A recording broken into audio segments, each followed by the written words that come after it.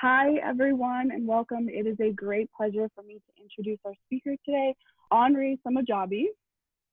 He's an 18-year-old recent high school graduate from Clayton, North Carolina. He has built a significant following on social media, most notably on TikTok, with more than 350,000 followers. Recently, Henri has become more involved in the Black Lives Matter movement and has devoted his time to raising awareness both online and in his hometown. And today he will be talking about how the Black Lives Matter movement has affected his views of the world. We are most likely going to have a Q&A session towards the end, but feel free to drop your questions for him as we go. I guess the first question that we wanted to talk about is, how did you get started on TikTok, and what's it like being on TikTok? So I remember TikTok was kind of like it's kind of been a big thing, and it was really I noticed a lot of people started talking about it last summer, and I had a couple people. I was out with some friends, and they just mentioned to me like they were on TikTok, and I mumbled under my breath. I was like, Like, I didn't like the app. I was that person. I was like, dude, why is everyone on this app? It's not that great. So I mumbled under my breath. I was like, I could probably get TikTok famous if I wanted to. And they started just making fun of me. They're like, no, you couldn't. You have to be like attractive or talented or like something. You have to have something to do with it. So I was kind of butthurt by that. That happened July of last year. Later on into like the middle of the year, closer to December, I was kind of just sitting in my room, and I thought about that time where they were making fun of me, saying that I couldn't do it. And I was like, you know what? I'm just going to do it just to do it. So I got up and I downloaded the app. I made my name, and I just went off from there and just kept going. Awesome. So as you've built your following, I've noticed that you've started to shift more into activism, obviously, especially recently. So I guess I wanted to know, how have you used social media, specifically TikTok, to build that platform and to educate people, and why is that important to you? Well, because I feel like the app is so like things go so easily viral on the app. So I was like, okay, this is a perfect platform to be doing that. And I do have a large amount of followers. So I kind of just started speaking from my heart and letting people know my view on everything. I wanted to edge, because I know you can't change everyone's view, but if I can at least like kind of educate the people that support me and like, kind of give them a basic understanding of how I see things from my side, I feel like that builds like a closer bond. It just so happens that a lot of the videos that I did make, started to get viral. So that was really cool. The biggest reason why I do a lot of like spreading awareness on social media is because, like I said earlier, it gets viral very easily. And I know that most people they see what's going on in today's world. And of course, there's always going to be people who look the other way. But like, if you're always on your phone, especially with the virus going on and everyone being locked inside your house, you're going to see it. Everyone's going to see, you're bound to see it, and you're going to see it multiple times in a day. So you have no excuse to not know what's going on. Yeah. One of the things that's nice about TikTok is that it's given so many people a platform, regular people like you and me. But I have seen some criticism about TikTok as far as, spotlighting white creators and shadow banning Black creators. Is that something that you've noticed or talked about, and has it affected you? Not even TikTok alone. Like, after the Black Lives Matter movement, I noticed like so many brands and so many like apps and things that I use just always just like they do spotlight white people. Now, whenever I first downloaded the app, I would be scrolling through white person, white, and I was just like, wow, where's everyone else? And I personally don't think I've ever been shadow banned. Sometimes I feel like I might be. Like, for example, right now I feel like I might be, but I'm not really sure. But I don't think that I have been shadow banned myself. But I do know actually some of my other Black friends who are currently shadow banned. So in case anyone here isn't familiar with TikTok or doesn't know what shadow banning is, can you go ahead and explain that for us to the best of your ability? So basically, shadow banning is just where the creators of the app, they'll kind of like, they'll filter your account out, and like when this filter isn't on your account, you know, your videos, they get more exposure, but once they filter your account, it's like they kind of hide it from the public, so it's harder for people to actually see it, and it's harder for it to pop up on hashtags, and it's just not going to spread as easily as it normally would. How long from your first video, or like what was the first video that went viral and gave you the most followers? Like how long have you been like big on TikTok, or how long did it take to get big on TikTok? Okay, so the very first video I made was, or the one that like kind of like started me off, was there's a trend going around where you would kind of like give a description of yourself and you would like float around if you were a video game character. I posted that, and honestly, like the first month, I wasn't getting anything. So I was just like, you know what? I'm not going to do this. And then I check the app one day. I'm getting so many notifications on my phone, and I'm like, what is going on? And I check it and I see that like it took maybe like a week after I posted it that it started doing well. So that's really where it kind of started. And have you faced any, like, not even necessarily on TikTok in general, but like being a person of color, specifically a Black person, how has that played a role into your life in person, on your life online, or just in general?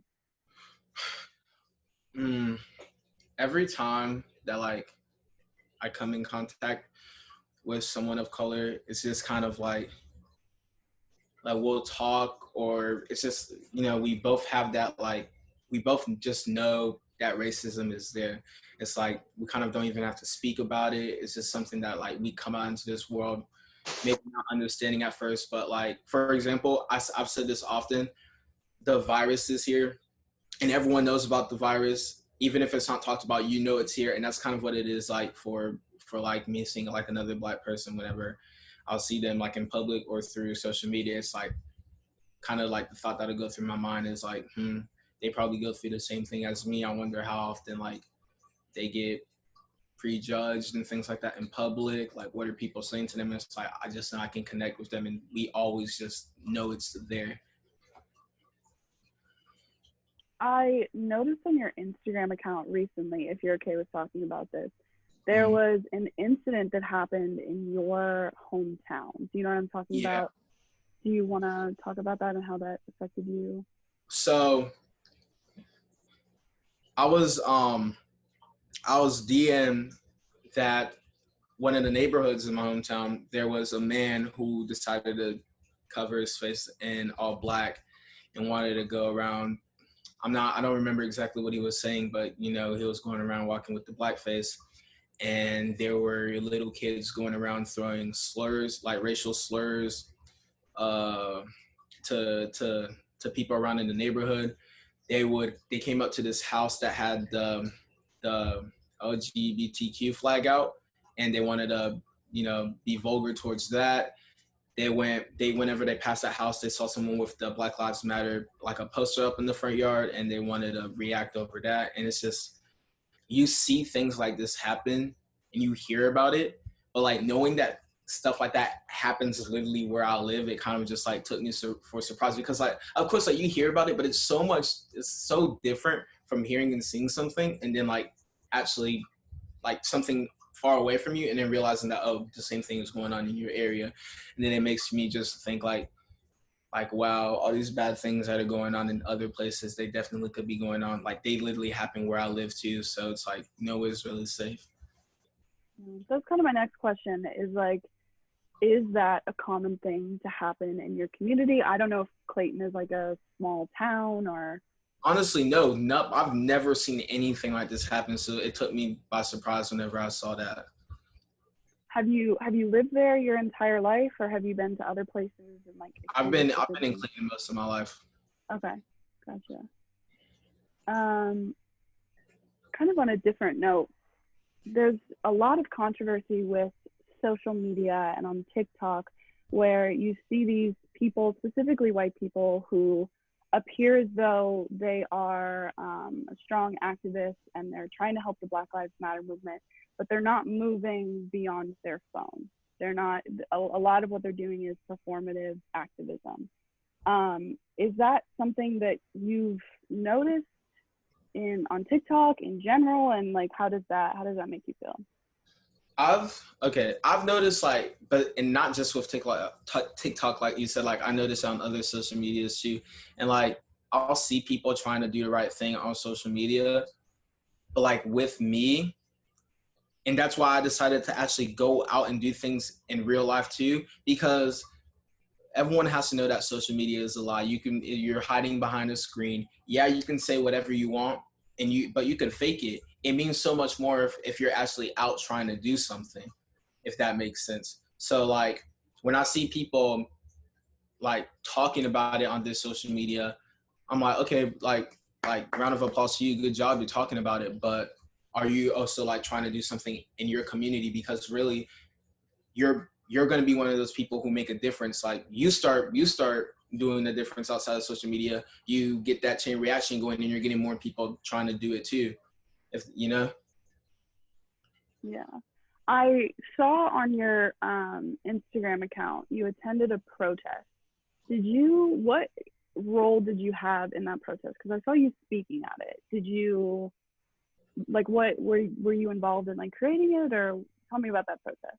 Two protests. I didn't post the first one, but the one that I posted, that was the second one. The first one, there was for a week long, like maybe a week or two, there's protests going around in Raleigh, and I was going to that, and I was just kind of screaming the chants with everyone, trying to like be there. I had my bag, and like I actually had like milk and things like that in my bag just in case, because I remember that the first day they were being told that they were throwing tear gas. So I was kind of just being there for my friends in case anything was going to in case it happened to go down like that. And I'd kind of be there as like a medic or someone there to like kind of help out my friends. The second time I was reached out by two athletes at Clayton High School, and they realized that they noticed, because I've been talking about it a lot. So they're like, they wanted me to be a part of the walk and talk. They didn't want to call it a protest because, protests can turn into riots and things like that. So we decided to name it a walk and talk. And we spent about a week getting everything together to do that. At that protest, I was one of the people who helped organize it. And I was speaking about how spreading what's going on social media is a way to spread public awareness, and how if you want to make like the biggest difference, you have to be voting, you have to be signing petitions, try to donate if you can. Was that from what I saw on social media, it was a pretty big protest. How did it go? Like, because I've been to a couple protests here and they were big, but there was no like violence or anything like that in comparison to what we're seeing on the news. Like, how did those protests go in your home? The one in Raleigh that I went to? Both.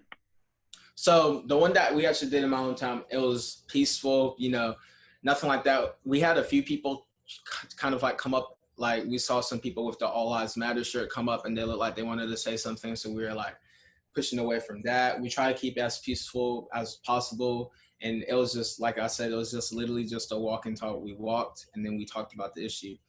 The one in Raleigh, in the beginning, it seemed fine. Of course, there's like people trying to like start things. There was one person that kept walking out in the street trying to like get everyone to get crazy. After a while, they started giving like a curfew, telling people that we need to be leaving by 8. And of course, nobody wanted to listen, so everyone was just staying. And I noticed there's a building in downtown, and we were looking on top of the building. There were actually like 3 National Guards up there, and it looked like, they obviously had a gun with the rubber bullets. After that, there's police sirens everywhere.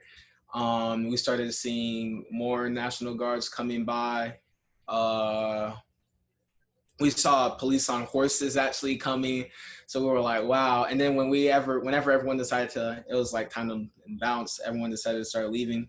As we were walking back, that's whenever we saw police with riot gear and armor coming out, and there's police like hiding out in buses. And I was like, all right, guys, we don't they did give us a curfew. We came here to do what we did. Let's go before it gets crazy. Yeah.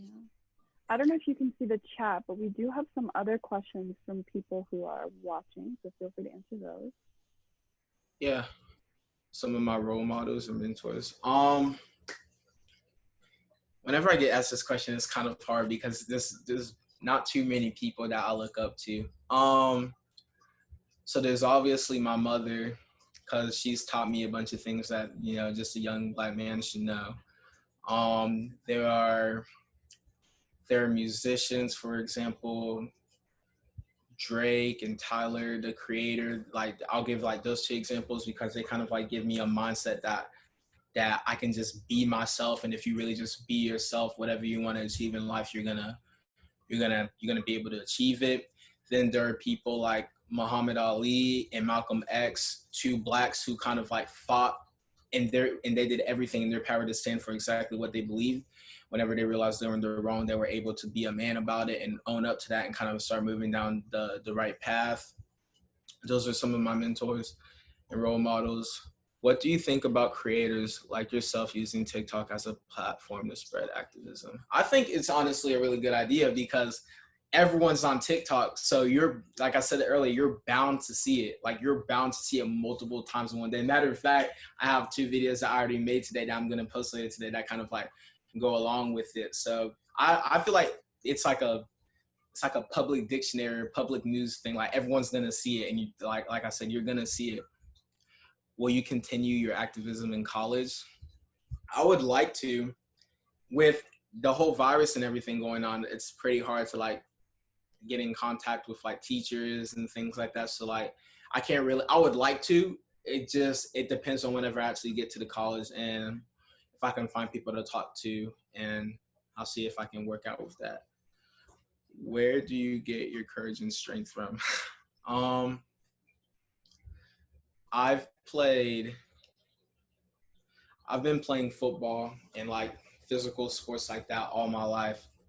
And every single year I've kind of just like, because I haven't always been like, you know, this brave and like felt like I could speak. But like every year that I go through a sport, it kind of like, it breaks like a layer and I get deeper and deeper and deeper to a point where I feel like, okay, I feel like I'm really powerful and I can just like speak my mind and not worry about what anyone has to say. Like, and I've learned this from a young age. No matter where you go, everywhere you go, you're always going to be judged, whether you're doing the right thing or the wrong thing. Someone's always going to have something to say. And I figured a long time ago, well, if that's the case, then why not do it anyways? Because regardless, someone's always going to have something to say. So just do it anyways. On that note, was there a turning point for you where you like made that switch of like when you were younger to now to when you're like speaking up and you feel like you have that courage? This literally only happened, like this switch happened in maybe my freshman year of high school, because I remember coming in, and during middle school, I didn't really hear anything too crazy. But whenever I hit high school was whenever I heard videos of like white people using the N-word, people just like saying these racial slurs. And I was just like, what in the world? Like, it was just like, it blew up in my face. I was like, dang, like this is really the world that we live in. I thought this was just something that happened everywhere else. And like I said, the biggest turning point was probably quarantine, because I remember the first few months that we were all locked in the house. I didn't have many people that I was speaking to because I had a few things going on with myself, and it kind of forced me to really like deal with everything in my life, if that makes sense. So like being alone and having to think and realize like everything in your life and like all your issues and how you've like reacted about things in the past, like this whole quarantine, like so many people say so many bad things about it, but honestly I feel like this was a blessing in disguise, because this really put myself in a place to really like work on myself.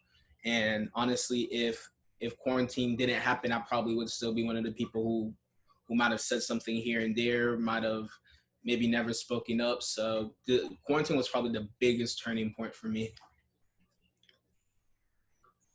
I think one of the beauties of TikTok platform is how it reaches a diverse young population. You mentioned how you talk to your fan base about these issues, leading with empathy and personal experience. How do you use this platform to educate our age our age people to reflect on our unconscious bias about racism? Um, so like if you've already seen my TikTok, I already speak about everything that's going on. And I took it up a level with actually posting things that are personally happening to me.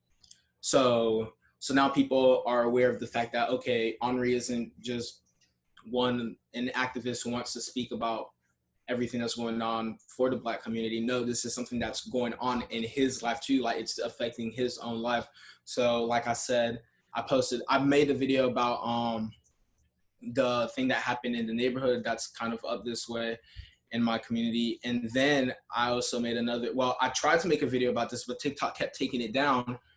There was actually a random number that texted me, and they were kind of throwing racial slurs at me, and I kind of reacted maturely to that. And I wanted to show people that, like, people are coming after me too. Like, this isn't just, oh, you saw this happened in one Black person on TV, or it happened to this one Black TikToker. No, if you're my supporters, you're my fans, you need to understand that I'm trying to educate you. And at the same time, this isn't just me trying to speak for other people in my community. This is something that's going on in my life too. It's affecting me too. How do you balance staying engaged with and passionate about these issues without letting it consume you? I realized that when you have an issue that you're trying to work out, or you have something that you're trying to fix, when you let too much emotion play a role in that, emotions will take over, and it could end up the way you definitely don't want it to be. So I've been working on, and it happens to me too. Sometimes I'll be speaking to someone, and I'll feel like this anger coming up because they really don't understand, or they're really trying to argue with me about what's going on. And it's hard, but you just have to be able to, like, if you can stick to a script. For example, if you're about to speak to someone, or a conversation might be coming up, kind of practice with yourself what are like the main topics that you want to speak about, what you're going to say about it, and don't try your best. Go off script. If emotions come, go off script, but you have to be able to control that too. Because I've learned that whenever I try to be like mature and balance with everything that I'm trying to speak about, it turns out it turns out to be a better conversation, and they understand me. Because if someone doesn't know better, or if someone's doing the wrong thing, when you're yelling at them and you're just like throwing all this emotion and this anger, they're not going to want to listen. They're going to be upset with the fact that because no one likes being yelled at. No one likes someone to be angry at them. They're just going to be, they're not going to really be, they're going to hear you, but they're not really going to hear you. They're just going to hear the anger that you're giving at them. And if you want people to change, if you want people to understand you, you have to be able to just talk to them like they're human, talk to them like it's someone else in your life. Like, you have to really you're trying to educate them. You're not trying to bash someone in. Because if you bash someone in, what are they going to learn from that? They're not going to learn anything besides the fact that you were just yelling at them. So if you're going to bash someone in, okay, bash someone in, but try to educate them. Like, let them know you're not doing this because, oh, I hate you because you don't understand. I'm telling you this type of stuff because I just want you to see things from my perspective, and I want you to learn. I hope that helps. Do you ever plan to make your activism to another platform, considering if TikTok gets shut down to the US? I kind of do my activism on Instagram as well. I've had other meetings that I've done, and I'll kind of make like Instagram TVs about that. If TikTok does happen to go down, I'll continue to be doing this on my TikTok, or not my TikTok, on my Twitter and my Instagram. That's where I'll move. Let's see. As someone who has just finished high school, where many kids start to learn about the nuisance of issues, where are some areas in primary and secondary education content that seem undirectional? Sorry. How should we change it? For example, could you discuss your personal experience with classes like U.S. history? So I feel like I understand what you're saying. When it comes to like changing that, this is where you're going to have to like build a group of people who actually want to see a change in that system of education, see if you can speak to like my principal. I have like a really great principal. Like he listens to what kids are trying to, what they have an issue with, and he'll actually try to like help. So if you have someone like that you can speak to, and you can get like a group of people to go up there and speak with you, he could, or the principal might be able to like get with the board of education like we're able to do, and you kind of give them your thoughts and your perspective on everything that's going on. So my big advice to you for that is see if you can like reach up to someone higher, speak to people, and let them know that it's not just you alone. You have a group of people who are willing to fight for this, because when it's more than one person who are trying to fight for the same cause, you get more attention from that. And then try to see if you can find someone higher up that you can speak to. And for example, could you discuss, okay, so my personal experience in US history classes, where I see it always happen, in other classes too. So I've always been placed in like honors or AP classes. And with that being said, I tend to be the only Black person in that class, maybe one or two other Black people. And whenever it comes to group work, I'm maybe the only Black person in that class. And they start making like, they start to assume that, oh, because I'm Black, I probably don't know what I'm doing, and that I'm not going to do anything in the group project. And that bothers me. For in like US history class, I made a TikTok video about this too. And this happens every time whenever we get into like the topic of slavery or anything like that. With the fact that I was actually born in Africa, they're kind of giving me that look like this is something that you can relate to. Like you should probably pay attention. And things like that really just bother me. So if you're in situations like that, I would suggest that you kind of speak up to your teacher too. And if, or say, because whenever it comes to things like that, I'll speak to them first. Like I'll say something like, what you're doing, like we gotta stop because you're being kind of biased towards me. You're like stereotyping me, and I really don't like that. So relax. If that doesn't help anything, speak to like your teacher, the person who actually runs the class. And if you're still not doing anything, then like I said, go to a principal and try to like see if they can help you out with what's going on in that class. Because if you've ever been put in that situation, it's really like uncomfortable being the only Black person and everyone staring at you in class when you're talking about that topic and assuming that you know exactly what's going on and you can just relate to it. It's like, it's annoying. Would I consider entering politics or running for office? And how do you deal with ignorance in conversations and online? I've thought about like politics and getting into things like that. I'm just, this is just kind of like, I just speak from my heart and I kind of just go off of what I know. I never really thought deeply about getting it, but I've had that thought here and there.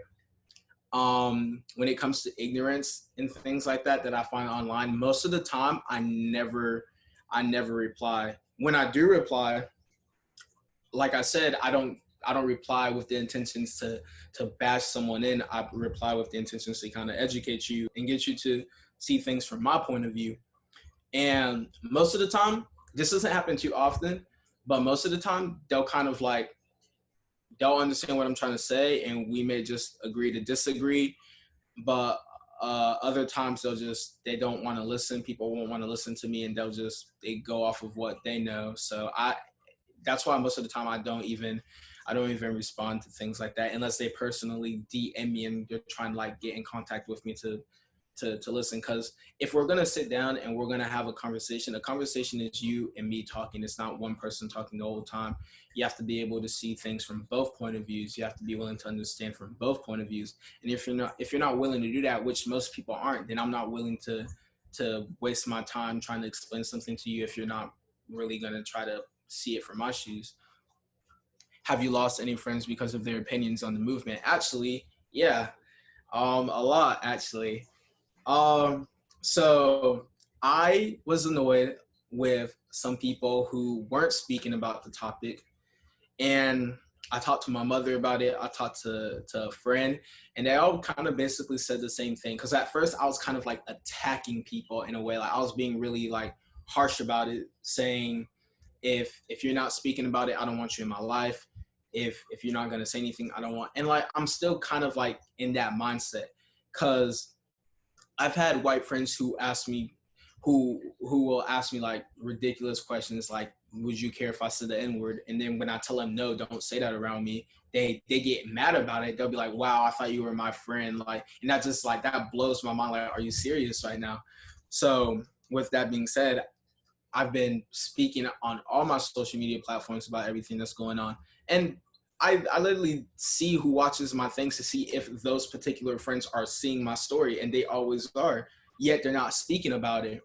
So I decided enough was enough, and I made a post saying that if you're, because most of my white friends, like, they love black culture, they'll listen to black artists, they, they use like black slang, all of that type of stuff. And for sure, a lot of them, if not all of them, have definitely said the N-word in the dark. So it just confuses me. How can you love doing all of these things that comes from a black culture? How can you love seeing such a negative connotation that kind of like hurt my ancestors for generations? Yet when we need you, you want to continue to stay in the dark, and you don't want to speak up on it, because you have a voice too. You make a big difference. I spoke, and so much happened. So much, like, I lit that match, and so much happened after that. You literally have the same power. So I mentioned I didn't even reach out to any of them. Some of them would reach out to me, and they would say things like, I don't see color. And I'm like, that, like, I understand what you're saying, but you have to see my color. You're just ignoring it. You can't ignore that. See my color. That's what this whole fight is about. I made a post saying, if you're not speaking about what's going on, if you're not out trying to like peacefully protest, if you're not, sharing what's going on over social media, then I don't want to have you in my life. And like, but like, forget the history that we had in the past. This is something that is a threat to my life. And if you don't care enough to take a second to speak about it, or reach to me and say something, then why would I want to continue to have someone like that in my life? And I've had people reach out after I made that post. I had people actually reach out to me, and they were saying things like, wow, I can't believe you would let something like this ruin our friendship. Yes, you're supposed to be my friend. You're not being a friend right now. So you're not being a true friend to me. And then they'll try to tell me that, they were going to post, or they don't see a point in posting. It's not doing anything. And I'll inform them. Like I said, I don't bash people in. I'll try to like educate them. So I try to tell them, oh, what you're saying like, it's not the right way to say it. I understand what you're saying, but you shouldn't be going about it this way. Go look at it like from this point of view, or I can understand why you feel like sharing this on your social media is not going to do anything, but you're just spreading that public awareness. And most of them have kind of listened. I've kept a few of them. Some of them have actually listened, and then like we worked out our differences. And then others, they were kind of just like, I didn't want to argue with you. I'm like, I'm not arguing with you. I'm trying to educate you. And then they'll just say, I'm just going to be on my way. Goodbye. And so I've lost a couple of friends from this. Yeah. Do you call yourself an influencer or an activist? I never have personally called myself an activist. Many people do. Sometimes I feel like I don't have that title. So I consider to just kind of call myself an influencer. What do you think makes TikTok different from Instagram and Twitter? It feels like TikTok has changed everything for so many people. Well, the difference in TikTok from Instagram and Twitter, it's almost as if TikTok, or it's almost as if Instagram and Twitter kind of like mashed together, and now it's like one platform, but like in a video form. And TikTok, like, it spreads so easily. Like, it's so easy to gain followers from that, and your things will go viral easily. So I feel like TikTok just makes a big difference, like being viral. And how does the TikTok algorithm versus the Instagram help current day activism? I do know that, or I've heard that for Instagram, whenever you kind of just see what you like. So like, if you're liking pictures and things like that, that's more of what you like. but like the algorithm on TikTok is kind of just much more expanded to the point where you're gonna see everything. Like everything's gonna is bound to reach you at some point.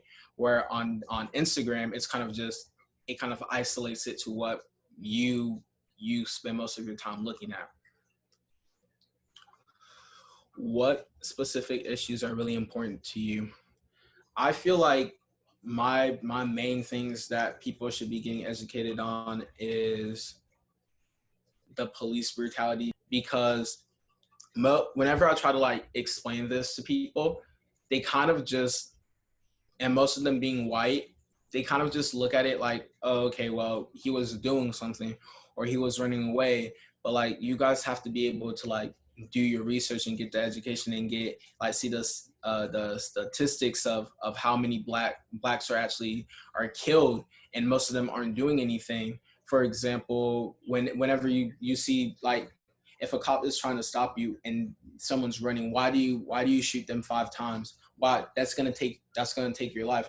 I figured if you're a cop, you would have like a good aim and you should be able to like shoot for the leg, take them down without taking their life. You know what I mean? Like you don't have to, why do you use such like so much force to stop someone who's not harming you or in any type of way? Stop them, don't take their life. You know what I mean? What changes in society do you hope to see in the near future? With the Black Lives Matter movement, I've noticed that this is a lot more than just black people out there. Like I'm seeing every race, and if it continues to be like that, I think then eventually, because I don't believe that racism is gonna go away. And if it is, it's not going away anytime soon. But the more allies that we have, the more we keep building that up. Really, that's what I want to see a big change in. Because the more people we have on the right side, you're gonna kind of diminish that the smaller side who want to fight for the wrong thing, and then eventually we'll get to a point where police brutality is gone, racism is lessened, and like everything just gets better from that point on when everyone decides to actually speak up.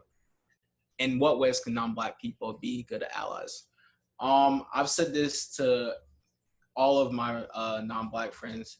Really, it's just continue to like stand by our side whenever we're out protesting, continue to sign petitions and spread public awareness, get more people on on our side, so we're all fighting for the same thing.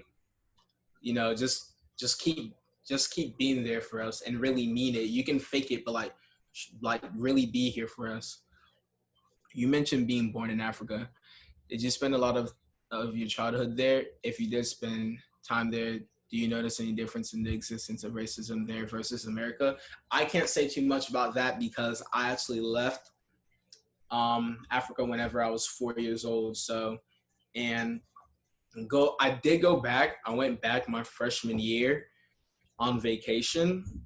I didn't really notice any type of racism or anything like that over there. But compared to here, obviously, yeah. Because over there, it's just you're gonna see mainly black people, so there's not really anything that you're gonna hear or see. I mean, I saw other races too, but it's not anything close to what goes on here. So I was born in Cotonou, Benin, which is if you look at the map of Africa, it's the very first country to the left of Nigeria. I stayed there until I was 4. My dad came here on like a business trip in DC, and he stayed around in DC and North Carolina for a while. And I can't remember exactly what was going on at the time because I was like at such a young age, but I just remember my parents telling me that like the economy and everything that was going on it wasn't good to be around. So whenever my dad did come back, whenever I was 4, they decided together, my mom and my dad, that it was best for all of us to kind of like pack our bags and go to the US. So I came here 14 years ago, and I stayed in DC for a little bit before I moved to North Carolina, and here I am now. Do you have any goals for your TikTok page? Anything you want to further change? It would be amazing if I could hit 1 million before December. Like that's like because honestly, I did not expect to even hit 100,000 followers. So whenever that happened, I was just like, I was kind of mind blown. I was like, wow, this was not even the goal, but I mean, I'll take it. And then last month, whenever I realized that I hit 300,000, I was like, dang, it just was like such a surprise to me. So it would be really cool if I could just, continue to build that group of following. Get brands to reach out with me too, see if I could start working with brands, like making promotional videos and like meeting other influencers and things like that. I feel like that would be really cool. You spoke about playing rugby in college. Do you have any idea on as what you'll study? I would really like to work in the social media world, but sadly college doesn't give any like majors in that. So I'm kind of stuck between business, since business is kind of like a way to like you can pretty much get in most things with business. That's like a general thing to do. And then there's communications where I could be speaking more too, especially with everything that's going on. So it's going to be between business and communications. I'm leaning a little bit more towards business, but I've been told that the first 2 years of college is where you really figure out what you really want to do. So I'm kind of just going to wait till I get there, kind of like explore, and I'll see from there what I decide to do. I like how you care about language, walk and talk versus a protest. What made you take that approach? Well, whenever we were in the meeting with like the mayor and like the sheriffs of the town. It's just when it comes to the word protest, too many bad things have happened from that. And if we're calling it a protest, then people are going to assume that, we're filling the streets to kind of just like block the roads, and we're going to like break into stores, and we're just going to like cause a riot, cause a ruckus until we're heard. So they decided that, or we all decided together, that it would be best to just call it a walk and talk, so people can't, say, oh, there's a protest. No, it's not a protest. It's different. We're literally just walking and talking. And that's what we decided to do. Henri, is there anything else you wanted to add just about the Black Lives Matter movement, your life, TikTok, whatever? Okay, yeah, I'll go ahead and say this. So, because I did want to mention how like my view has changed by everything. So, and I'll be completely honest, growing up, starting with like elementary school, we kind of heard about racism. We heard about the shooting of Black teens and just the police brutality. But as a kid, it was kind of like, well, that's not really affecting me, and I don't see that going on. And I'm just a kid. I have other things to worry about. So I didn't really pay too much attention to it. Going into middle school, it was kind of a little bit of the same thing. I was more aware of what was going on, learning about Emmett Till and Trayvon and all of that. I was just like, oh, okay. Like it kind of like hit me a little bit harder, where it was like, oh wow, like this is actually kind of serious, and I understood it better. And then high school was wherever I was kind of like thrown into like reality really, and everything just started to hit me. I noticed that there were many people of color, Black people, my skin color, Black guys, and they would put down other women of like our race. Like they'll say things like, oh, Black women are ghetto, or they do too much and things like that. And it just confuses me, because they can bash your own kind, and then they try to put everyone else on a pedestal. And it just like, I noticed there are so many people of color also talking as if they aren't Black themselves. It's like they don't want to believe that they really are who they are, and they'll use, because I've had people even on like the sports team that I've played, Black people, and they'll throw racial slurs towards our own people, and it just makes no sense to me, because like you're in the same family as me. Why do you feel like you're better? You're kind of like you're making yourself look really dumb right now.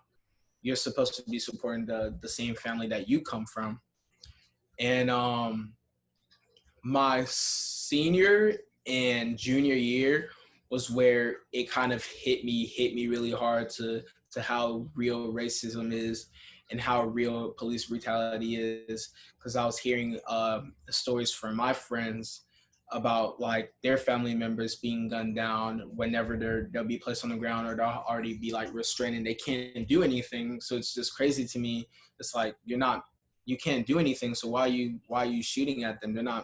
They can't do anything to harm you. I realized that there were many Black people who were being like insanely rude to the same people in our family. And it's like, I realized that a lot of Black people don't want to open their eyes, and they want to believe that everything that's going on isn't really affecting them. That it affects you. You're Black too. Maybe you just haven't met the right people. Maybe you just haven't been put in that situation, but this is real. This is something that's really going on. Okay, so if we have no other questions, I will go ahead and wrap things up. Thank you so much for being here today, Henri. Just so everyone knows, all of his social medias are going to be on the screen in just a second. So be sure to continue to support him, everything on there. Also, once it loads, our reminders up there, so feel free to text that so you can stay up to date on upcoming sessions, information, all that good stuff. The recorded session from today is going to be up on YouTube by the end of the week, probably tomorrow. So if you guys are here, please feel free to watch it again or share it with someone who you feel might benefit from this kind of perspective, because it's so important that we're listening to the Black community and getting this education. Lastly, if we can move to the next slide, I encourage everyone here to visit one or more of these websites, sign a petition, contact your representative. There are ways that we can be helping out in this movement, and while it may seem small, everything makes a difference. So I would definitely check out those resources. So thank you again so much, Henri, for being here. We absolutely loved having you. And thank you everyone for tuning in today. I hope you all enjoyed today's meeting. I know I did. So we're gonna go ahead and end the meeting. So thank you again, and I hope to see you all next week. Bye. Thanks for having me. Bye.